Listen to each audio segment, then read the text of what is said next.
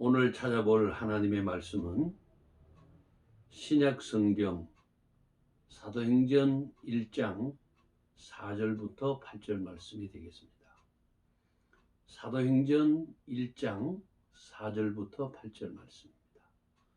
제가 이 말씀을 읽을 때 여러분들도 마음속으로 함께 읽어주시면 고맙겠습니다. 사도와 함께 모이사 그들에게 분부하여 이르시되 예루살렘을 떠나지 말고 내게서 들은 바 아버지께서 약속하신 것을 기다리라. 요한은 물로 세례를 베풀었으나 너희는 몇 날이 못되어 성령으로 세례를 받으리라 하셨느니라. 그들이 모였을 때에 예수께 여짜와 이르되 주께서 이스라엘 나라를 회복하심이 이때니까 하니 이르시되 때와 시기는 아버지께서 자기의 권한에 두셨으니 너희가 알 바 아니요 오직 성령이 너희에게 임하시면 너희가 권능을 받고 예루살렘과 온 유대와 사마리아와 땅끝까지 이르러 내 증인이 되리라 하시니라. 아멘. 할렐루야. 오늘 본문의 말씀을 가지고 신앙생활의 우선순위라는 제목으로 말씀을 드립니다. 신앙생활의 우선순위. 오늘 말씀은 예수님께서 부활하신 후 성천하시기 전에 감람산에서 제자들과 나누신 대화의 일부입니다. 이 말씀의 내용을 자세히 살펴보면 하나님을 믿는 우리 성도들이 무엇을 먼저 하여야 할 것인가에 대한 말씀이 들어있습니다. 그렇습니다. 무슨 일이든지 순서가 있지요. 먼저 해야 할 일이 있고 나중에 해야 할 일이 있습니다. 모든 것을 순서를 따라서 해야만 능률도 오르고 힘도 덜 들고 경제적인 것입니다. 여러분 이런 말씀 많이 들어보셨죠? 옛말에 뭐로 가도 서울만 가면 된다라는 말이 있습니다. 그러나 그 말이 요즘 세상에서는 통하지를 않습니다. 정상적이면서도 가장 빠르게 갈 수 있는 길로 가야지 돌고 돌아서 몇 날 며칠 걸려서 간다면 이것처럼 비능률적이고 비생산적인 것은 없을 것입니다. 지금은 1분의 시간도 쪼개어 써야 하는 초스피드 시대입니다. 그래서 한 가지 일을 해도 능률적으로 먼저 하는 것이 경쟁사회에서 이길 수가 있는 것입니다. 그런데 오늘날 많은 사람들이 이 순서를 지키지 않아서 큰 혼란을 자초하고 있습니다. 신앙생활도 마찬가지입니다. 예수님 말씀하시기를 마태복음 6장 33절에 그런즉 너희는 먼저 그의 나라와 그의 의를 구하라. 그리하면 이 모든 것을 너희에게 더하시리라 말씀하셨어요. 다시 말하면 신앙생활도 우선순위에 따라서 해야 된다. 이런 말씀이죠. 그러면 오늘 본문 말씀을 한번 살펴보면서 신앙생활의 우선순위를 어디에 두어야 할 것인가를 한번 생각해 보고자 합니다. 첫째, 예수님은 감람산에서 제자들에게 꼭 지켜야 할 것을 부탁하셨습니다. 그 부탁의 말씀을 들어보면 우리가 신앙생활을 하는 데 있어서 어떻게 무엇을 먼저 해야 할 것인가를 잘 말씀해 주고 있습니다. 첫째, 예루살렘을 떠나지 말라라고 말씀을 합니다. 예루살렘을 떠나지 말라. 왜 예수님께서 예루살렘을 떠나지 말라고 하셨겠습니까? 예루살렘은 인류 역사상 최초로 하나님께 예배를 드린 성전이 있는 거룩한 땅입니다. 그래서 예루살렘을 시온성이라고 해서 전체를 거룩하게 구별한 것입니다. 또 이 예루살렘은 메시아 되신 우리 예수님께서 인류의 죄를 대속하시려고 십자가에서 고난당하신 곳이며 많은 사람들이 순교를 당한 곳입니다. 복음의 근거가 되며 원동력이 될 것입니다. 그래서 성경에는 예루살렘을 떠났다가 화를 당한 사람 이야기가 많이 나옵니다. 여러분 잘 아시는 룻기서에 보면 나오미가 베들레헴을 떠나 모압 나라로 갔다가 화를 당하였으나 다시 돌아올 때 회복한 것을 여러분 잘 아십니다.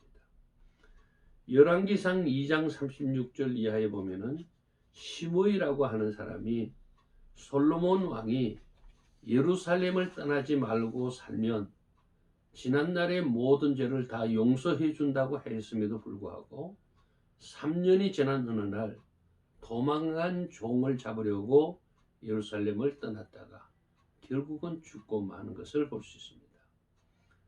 그리고 누가복음 10장 25절 이하에 보면은 어떤 사람이 예루살렘에서 여리고로 내려가다가 강도를 만나 급한 죽을 뻔했다는 이야기 여러분 잘 아십니다. 그만큼 예루살렘은 신앙의 중심지이고 하나님께 예배하는 곳입니다. 이런 장소를 떠나서는 안 된다고 예수님께서 말씀을 하셨습니다. 두 번째는 성령을 기다리라고 말씀하셨어요. 성령을 기다리라. 사도행전 1장 4절에 보면 내게서 들은 바 아버지께서 약속하신 것을 기다리라. 아버지께서 약속하신 것이 뭐겠습니까? 바로 성령인 것입니다. 옛날 요엘 선지자가 예언하기를 그 후에 내가 내 영을 만민에게 부어주리니 너희 자녀들이 장래 일을 말할 것이며 너희 늙은이는 꿈을 꾸며 너희 젊은이는 이상을 볼 것이라고 말씀하셨어요. 요한복음 14장 15절에도 예수님께서 말씀하시기를 내가 아버지께 구하겠으니 그가 또 다른 보혜사를 너희에게 주사 영원토록 너희와 함께 있게 할 것이다 라고 말씀합니다. 예루살렘을 떠나지 말고 성령을 기다리라. 그래서 세 번째로 기다리고 있으면 성령 세례를 받을 것이라고 예수님 말씀하셨어요. 사도행전 1장 5절 본문 말씀에 보면 요한은 물로 세례를 베풀었으나 너희는 몇 날이 못되어 성령으로 세례를 받으리라 하셨느니라. 그렇습니다. 우리가 신앙생활을 하는 데 있어서 반드시 성령 세례를 받아야 합니다. 로마서 8장 9절에 보면 만일 너희 속에 하나님의 영이 거하시며 즉 성령이 거하시면 너희가 육신에 있지 아니하고 영에 있나니 누구든지 그리스도의 영이 없으면 즉 성령이 없으면 그리스도의 사람이 아니다. 이렇게 말씀합니다. 성령이 우리 안에 계시느냐 계시지 않느냐에 따라서 그리스도인이냐 아니냐가 판가름된다는 말씀입니다. 그래서 요한복음 3장 5절에도 예수님 말씀하시기를 진실로 진실로 내게 이르노니 사람이 물과 성령으로 나지 않으면 하나님 나라에 갈 수가 없다. 이렇게 말씀하십니다. 예수님은 제자들에게 예루살렘을 떠나지 말아라. 성령을 기다리라. 기다리면 반드시 약속한 대로 성령 세례를 받을 것이라고 제자들에게 당부하신 것을 살펴볼 수가 있습니다. 그런데 두 번째로 보면은 제자들은 이 말씀을 깨닫지 못하고 정치적인 것에 더 관심이 있었습니다. 그래서 제자들은 예수님께 묻기를 주께서 이스라엘 나라를 회복하심이 이때니까? 라고 질문을 하였습니다. 물론 로마로부터 해방은 온 국민들의 바람임에는 틀림이 없습니다. 그러나 정치는 정치가가 해야 하는 것입니다. 병 고치는 것은 의사가 해야 하고 교육은 교육자가 해야 되는 것입니다. 우리 믿는 자들은 믿음의 생활이 우선되어야 한다는 것입니다. 사람들은요, 자기의 분수를 넘어서 남의 분야에 너무 많은 관심을 가지고 있습니다. 쓸데없는 일에 정력을 소모시키고 있습니다. 제자들에게는 큰 사명이 있습니다. 예수님께서는 정치적인 일에 관심을 가지라고 갈릴리 바다에서 고기 잡는 어부들을 부르신 것이 아닙니다. 세관에서 세금 받던 레위를 부르신 것도 아닙니다. 오늘 이 시대를 살아가는 우리 성도님들도 하나님이 우리를 하나님의 백성으로 부르신 것은 보다 더 큰 사명이 있다는 것을 깨달아야 합니다. 그런데 우리가 세상 일에 관심을 너무 가지고 있으면 이런 하나님의 사명이 묻혀질 수밖에 없습니다. 이제 우리는 이런 것들에서 벗어나서 진정 우리가 감당해야 될 사명이 무엇인가를 깨닫는 그런 시간이 되시기를 바랍니다. 그래서 세 번째로 주님은 대답하시기를 때와 기한은 아버지께 속한 것이니 너희가 알 바가 아니다. 이렇게 말씀하셨어요. 한 나라가 남의 나라의 지배를 받는 것은 분명히 비극적인 사실입니다. 우리나라도 이와 같은 쓰라린 비극의 역사를 가지고 있지 않습니까?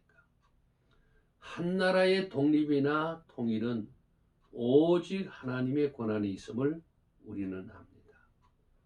그런데 이 사실을 모르고 인위적으로 이 일을 처리하려고 할 때 유혈 사태가 일어날 수밖에 없다는 것, 역사가 우리에게 말씀해주고 있지 않습니까? 그동안 어땠습니까? 우리나라는 남북한 통일을 위해서 북한에다가 엄청난 돈을 주고 식량 지원도 해주고 비료 지원도 해주었습니다. 경의선과 동해선의 철도를 연결하는 공사에도 각종 장비와 자재를 도와주었습니다. 지금은 모두가 중단이 되어 있지만은 개성공단과 금강산 관광으로 매달 엄청난 돈이 북한으로 들어갔습니다.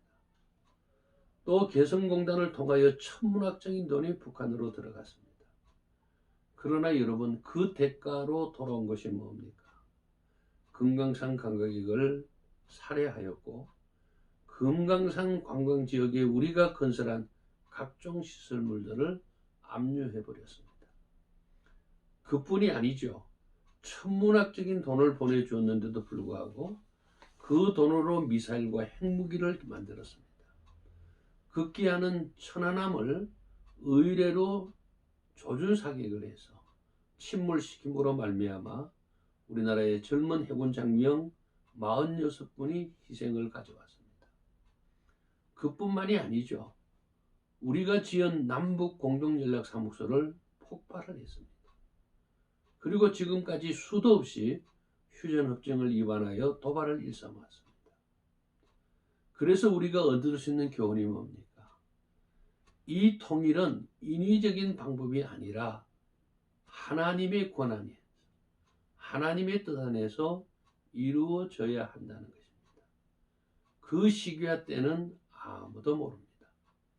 오직 하나님만이 아심을 우리는 깨달아야 될 줄로 믿습니다. 그러면 마지막으로 믿는 자들에 있어서 신앙생활의 우선순위는 무엇인가?